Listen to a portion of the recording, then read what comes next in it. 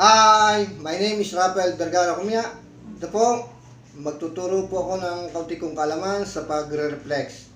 Ang aking pong topic ay sudden, very high fever o sa mataas ang lagnat.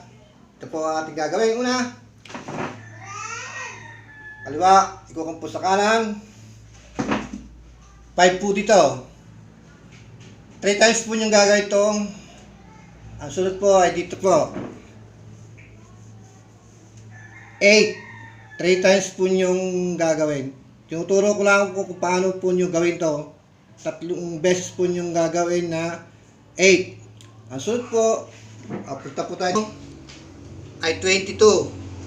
22 pong pindot. 3 times po nyo rin gagawin. Ang sunod po ay dito po. 28. 3 times din po yung gagawin pag sa 28 palit ulit. Punta na po tayo ay dito.